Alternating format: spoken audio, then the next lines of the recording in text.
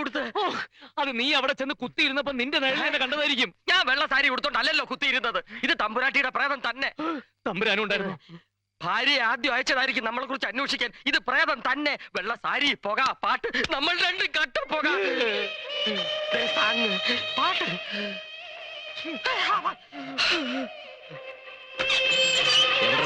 അവിടെ എവിടെന്ന്?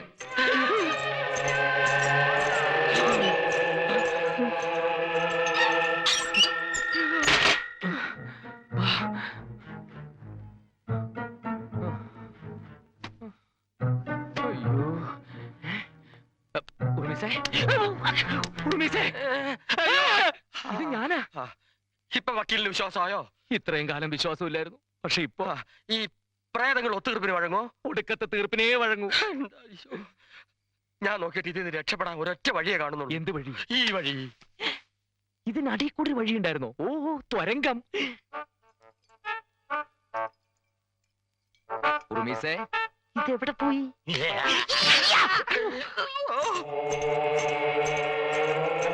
ഇതാണ് വഴി. ഇതിലൊരു 3 എണ്ണം ഫിറ്റ് ചെയ്താൽ പേടിയൊക്കെ പമ്പ അടക്കും.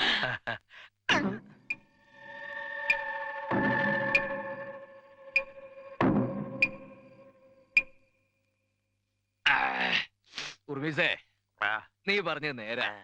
2 എണ്ണം അടിച്ചപ്പോ മനസ്സിനൊരു ധൈര്യം തോന്നും. അതല്ലേ ഇതിന്റെ ഒരു ഗുണം. ഉറുമീസേ, കസേര തനി ആടുവോ? ഒരിക്കലുമില്ല. പ്രേതം കസേര കയറിയിരുന്ന് ആടുവോ? അത് നടന്ന് ക്ഷീണിക്കുമ്പോ കസേരയിലല്ല ഇദ്ദേഹത്തിന്റെ മടിയിൽ നിന്ന് ആടും.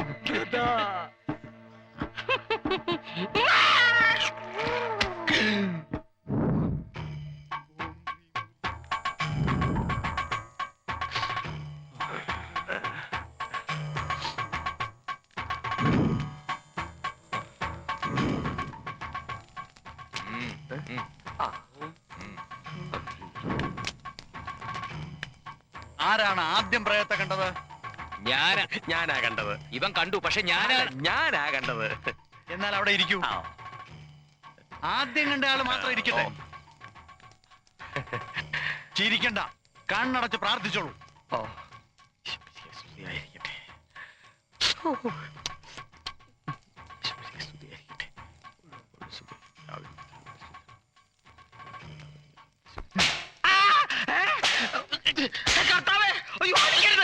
ഇറങ്ങി വാടി.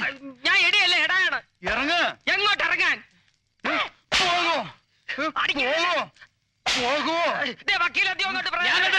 ഇവൻ മാത്രമാണ് കണ്ടത്. ആദ്യം കണ്ടത് അബദ്ധമായോ? പിടിക്കവനെ.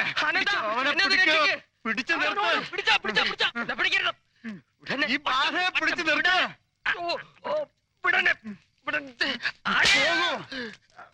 പോകോ. എങ്ങോട്ട് പോകാൻ? പാലമരത്തിലേക്ക് പോകൂ. ഞാൻ പാലായിക്ക് പൊക്കോളാം. അത് പോരാ. എന്നാ ഭരണിക്കാനത്തോട്ട് പോ. മരത്തിലേക്ക് തന്നെ പോണം. മരത്തിൽ കയറാൻ തളപ്പില്ല. വാ. മുണ്ട് എന്റെ പോകൂ. പാലമരത്തിലേക്ക് തന്നെ പോ. അതെന്റെ തന്തയോട് പറ. നിന്നെ ഞാൻ തളയ്ക്കൂടി. എന്റെ കർത്താവേ, നീ ഇത് കാണുന്നില്ലേ? ബാധ പോകുന്നുണ്ടോ? ബോധം പോകുന്നുണ്ട്. ഇപ്പൊ പോയി. പള്ളിയിലച്ഛനെ കൊണ്ട് വെഞ്ചരിപ്പിച്ചാ മതി എന്ന് പറഞ്ഞതാ, കേട്ടില്ല. അവന്റെ ഒടുക്കത്തെ അടി. ഇദ്ദേഹം ഒരു പേരുകേട്ട ഒത്തീർപ്പ് വക്കീലല്ലേ? ഒന്ന് പിടിച്ചു മാറ്റാനെങ്കിലും തോന്നിയില്ലല്ലോ ബ്രൂട്ടസ്. അയ്യോ, 101 അടി അടിച്ചാലേ നിന്റെ ദേഹത്ത് കൂടിയ ബാധ പോകുന്നു പറഞ്ഞിട്ട് അവന്മാര് 98 അടിച്ചുള്ളൂ. ആഹാ, അടിയൊക്കെ കൃത്യമായിട്ട് എണ്ണിയല്ലേ? പിന്നെ എന്നാതെ പൂജയ്ക്കെന്നും പറഞ്ഞ് ചൊള പോലെ തുട്ടിറക്കിയതേ ഞാനാ. നക്കിത്തരം പറയാതെ എന്റെ അനന്ത. എത്ര പോയാലെന്താ? ഇനി നമ്മള് രാജാവും മന്ത്രിയും അല്ലേ? ആണോ? പക്ഷെ ഒരു സംശയം. കേരള ചരിത്രത്തിൽ ഇന്നേ വരെ രാജാവും മന്ത്രി ഒരു മുറി കിടന്ന് ഉറങ്ങിയതായിട്ട് ഞാൻ കേട്ടിട്ടില്ല. ഒരുമയുണ്ടെങ്കിൽ എരുമയുടെ പുറത്ത് കിടക്കാവുന്ന. എന്നാ എരുമയുടെ പുറത്തോ പോത്തിന്റെ പുറത്തോ പോയി കയറി കിടന്ന് ഉറങ്ങണം മാപ്പിളെ. സപ്രപഞ്ച കട്ടിലിൽ കിടന്ന് കൊതി തീർന്നിട്ട് പോരെ എരുമയുടെ പുറത്ത് കിടക്കാൻ. പയ്യെ തിന്നാ പനയും തിന്നാമെന്നല്ലേ? എന്ന് വെച്ചാൽ പന എന്നോടോ? പനയല്ല, പട്ടിയെ വരെ തിന്നുന്നൊരുത്തിന് എനിക്കറിയാം. അതാരാ? പറയില്ല, പക്ഷെ തുപ്പി കാണിക്കാം. വാസ്കോടിയാമ വെറും വാസ്തവനാക്കരുത് കേട്ടോ. അങ്ങനെ ഒരു പഴമൊഴി ഞാൻ കേട്ടിട്ടില്ലല്ലോ. ഇത് പുതുമൊഴിയാ. എന്നാൽ എന്റെ ജാതകത്തിലും രാജയോഗം ഉണ്ടെന്ന് ചേറ്റുവായിലെ ചത്തുപോയ ചാക്കോ ചിറ്റപ്പം പറഞ്ഞിട്ടുണ്ട്. രാജകൊട്ടാരത്തിലെ തൂപ്പുകാരനെങ്കിലും ആയാ മതിയായിരുന്നു. ശവം. എന്നാ കേട്ടോ? വീണ്ടും കേട്ടു.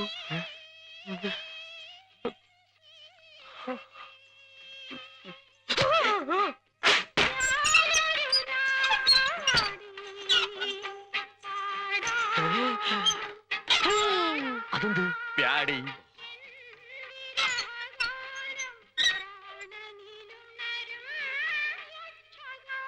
കൂടെ തന്നെ നിന്നോണേ.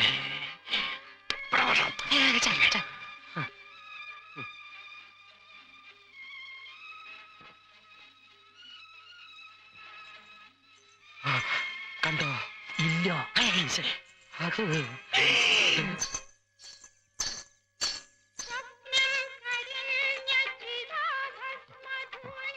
ഹോമവും കുർബാനയൊക്കെ വേസ്റ്റ്. നമുക്ക് ആ പഴയ ഒത്തുതീർപ്പ് പണി തന്നെ മതിയായിരുന്നു. നേരം വെളുത്തിരുന്നെങ്കിൽ സ്ഥലം വിടാമായിരുന്നു. അതുവരെ നമ്മൾ ഇവിടെ എങ്ങനെ കഴിച്ചു കൂട്ടും? ഇതൊരു പഴയ മലയാളം പടത്തിലെ പാട്ടല്ലേ? എന്നാ പഴയ മലയാളം പ്രേതമായിരിക്കും. ഇതൊരു പുതിയ തമിഴ് പാട്ടല്ലേ? എന്നാ പുതിയ തമിഴ് പ്രേതമായിരിക്കും.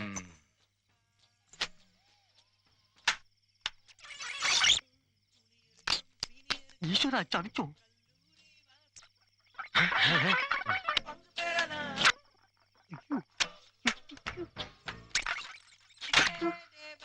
പ്രേതത്തിന്റെ കയ്യിൽ ടേപ്പ് കാണോ? ആണോ? ഇത് ദുബായിൽ നിന്ന് വന്ന അറബി പ്രേതമായിരിക്കും. അല്ലടാ പുല്ലേ, ഇത് മനുഷ്യപ്രേതമാടാ. അവള്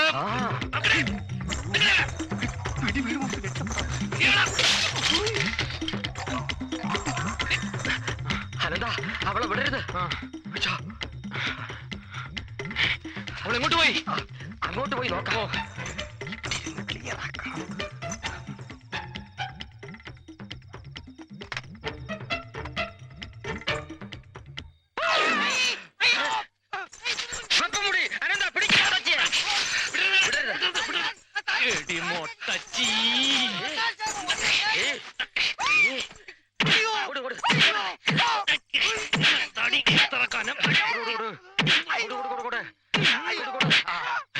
നീയോ?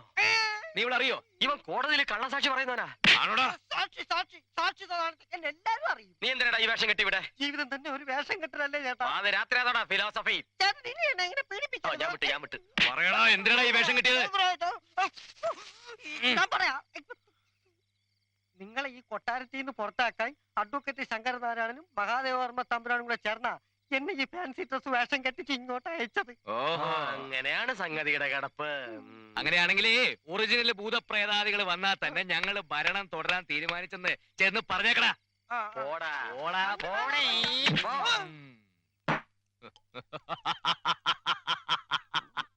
ഓ, എന്തിനായി കൊലച്ചിരി? ഇത് വീരകേസരി അനന്തൻ തിരുമനസ് വാഴുന്ന കൊട്ടാരമാണ് എനിക്ക് തോന്നിയത്. ഞാൻ ചെയ്യും. ഞാൻ അറിയാതെ നേരത്തെ വീശിയല്ലടാ. വേണ്ട, എടാ പോടാന്ന് വിളിച്ചാലുണ്ടല്ലോ, തിരുമനസാണ് നിന്റെ അല്പന ഐശ്വര്യം കിട്ടിയാൽ അർദ്ധരാത്രിക്ക് കുട പിടിക്കുമെന്ന് കേട്ടിട്ടുണ്ട്. പക്ഷെ ഇദ്ദേഹത്തിനെ പോലെ മുത്തുകുടം പിടിച്ചുകൊണ്ട് നടക്കുന്ന ഒരു അല്പന ഞാൻ ആദ്യമായിട്ടാണ് കാണുന്നത്. അതേടാ, അല്പം തന്നെയാ.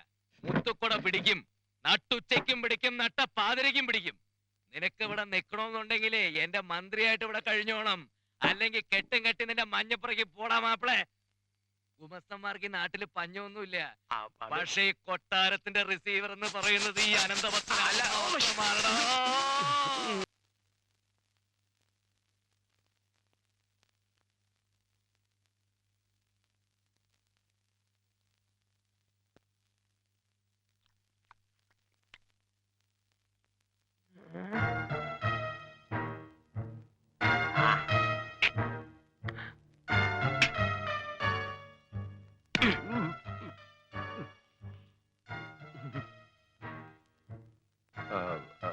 ആരാ? മനസ്സിലായില്ല.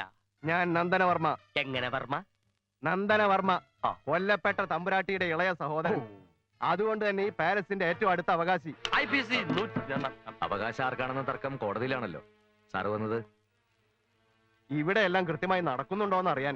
2 പഴയ ക്ലോക്കുകൾ കൃത്യമായി നടക്കുന്നില്ല, ബാക്കിയൊക്കെ കൃത്യമായിട്ട് നടക്കുന്നുണ്ട്. എനിക്ക് അവകാശമുള്ള മുതലിനെ കുറിച്ച് എനിക്ക് ആദ്യം കാണാതിരിക്കോ?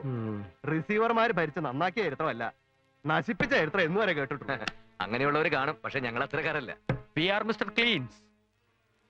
ചക്കരക്കുടം കണ്ട അരിക്കാത്ത ഈച്ചകളുണ്ടോ? അരിക്കാത്ത ഈച്ച ആഫ്രിക്കയിലുണ്ട്, മണിയനീച്ച. ഉർമീസേ, ഇല്ലേ? എന്തെങ്കിലും അവിഹിതം നടന്നു എന്നറിഞ്ഞാ ഞാൻ വേണ്ടത് ചെയ്യും. മഹാദേവർമ്മയ്ക്കും നാരായണക്കുറുപ്പിനും മാത്രമല്ല, എനിക്കുണ്ട് മുകളിൽ പിടി. പിടി മുറുക്കി പിടിച്ചോടെ, കൈവിട്ടാ താഴെ പോകും. അതുകൊണ്ട് പിടിച്ചോണ്ടേ ഇരി. തമ്പുരാൻ ധൈര്യമായിട്ട് പോവാ. നിങ്ങൾ അവകാശികൾ ഭരിക്കുന്നതിനേക്കാൾ ഭംഗിയായിട്ട് ഞങ്ങൾ ഭരിക്കും, ലാഭം ഉണ്ടാക്കും. അത് സർക്കാരിലേക്ക് ഒരു പൈസ പോലും വെട്ടിക്കാതെ അടയ്ക്കുകയും ചെയ്യും. ആ അങ്ങനെ തന്നെ നടന്നാ കൊള്ളാം. അല്ലെങ്കിൽ ആ ഇപ്പൊ ഞാൻ ഇറങ്ങാം. ഇനി എപ്പ കേറും? അയ്യോ കർത്താവേ. Thank you sir. ഓ, അനന്തം പറഞ്ഞോണ്ടേ നടക്കുന്നു. ഇല്ലെങ്കിൽ നന്ദനവർമ്മയുടെ സുന്ദരമർമ്മം ഞാൻ ഈട്ടിച്ച് പിഴിഞ്ഞു കലയ്ക്കും. ഒന്നും മിണ്ടാതിരിയടാ മഞ്ഞപ്രകാരം മാപ്പിളെ. ഒന്നുമില്ലെങ്കിൽ അവർ ഈ കൊട്ടാരത്തിന്റെ അവകാശികളാ. രാജഭരണമൊക്കെ പോയെങ്കിലും അവർ ചെയ്തിട്ടുള്ള നല്ല കാര്യങ്ങൾ നമ്മൾ ഒരിക്കലും മറക്കരുത്. So we have to respect them. Sorry sir. നിന്റെ ഒരു ഒടുക്കലത്തെ പഴം.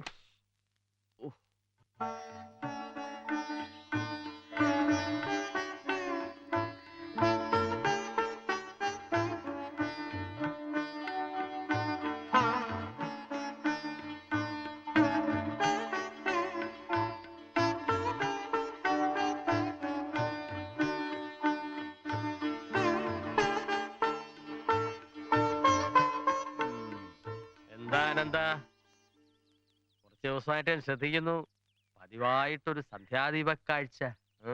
സന്ധ്യാ നേരത്ത് ഐശ്വര്യമുള്ളൊരു പെൺകുട്ടി നിന്ന് ദീപം തെളിക്കുന്നത് കാണാൻ തന്നെ ഒരു ഐശ്വര്യമാണ്.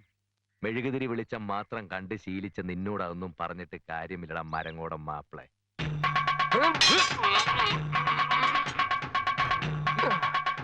ഇനി ദം പിടിക്കാൻ വയ്യ. പറഞ്ഞു തന്ന അടവുകൾ ഓർമ്മയില്ല.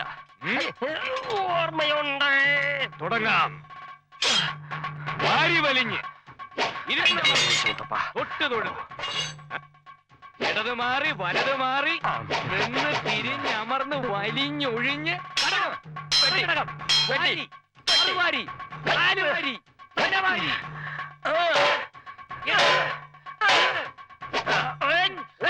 ഈ അടവ് പറഞ്ഞു തന്നിട്ടില്ല. ഇവിടെയോ ഒഴി? ഞാൻ സ്വല്പം നേരത്തെ ഒഴിച്ചതാ. അത് ഒഴിയാൻ എന്റെ കർത്താവേ, തല കൊയ്യരുത്, തല കൊയ്യരുത്. എന്റെ കർത്താവേ, അങ്കക്കലി മൂത്ത് തല കൊയ്യാൻ നിന്നപ്പോഴാണല്ലോ സുഗന്ധി വന്ന് തലയിട്ടത്. നീ പേടിച്ചു പോയോ? ഞാൻ ഇവനെ കുറച്ച് നല്ല അടവുകൾ പറഞ്ഞു കൊടുക്കായിരുന്നു. അങ്ങനെ വാടും കത്തിയും കൊണ്ടുള്ള അഭ്യാസങ്ങളൊന്നും വേണ്ട. ഇത് വെറുതെ തമാശന് വേണ്ടിട്ടല്ലേ.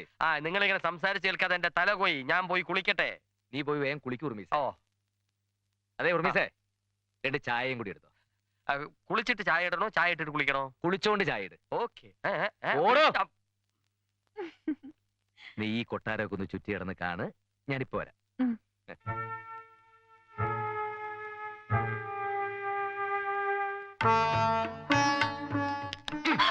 എങ്ങനെയുണ്ട് കൊട്ടാരമൊക്കെ ചുറ്റിക്കണ്ട? അയ്യോ, ഇത്രയും വലിയ കൊട്ടാരത്തില് അനന്തേട്ടൻ ഒറ്റയ്ക്കാ താമസിക്കുന്നേ? എന്റെ കൂടെ ആ പിശാശുണ്ട്. ചായ റെഡി. വിളിച്ച് കൂവണ്ട, ഹോട്ടലല്ല. നിന്നോട് ആരാ അങ്ങോട്ട് ചായ കൊണ്ടുവരാൻ പറഞ്ഞത്? വക്കീലല്ലേ പറഞ്ഞ ചായ ഇട്ടുകൊണ്ടുവരാൻ? ഇടാനല്ലേ പറഞ്ഞോളൂ, കൊണ്ടുവരാൻ പറഞ്ഞില്ലല്ലോ. ഓഹോ, ചായ ഇടാൻ പറയുമ്പോഴാണ്, കൊണ്ടുവരാൻ പറയുമ്പോ കൊണ്ടുവരണം. വേണം. എനിക്ക് രോഗം മനസ്സിലായി. ഞാനിപ്പോ കൊട്ടാരത്തിലെ കട്ടുറുമ്പായി മാറിയല്ലേ.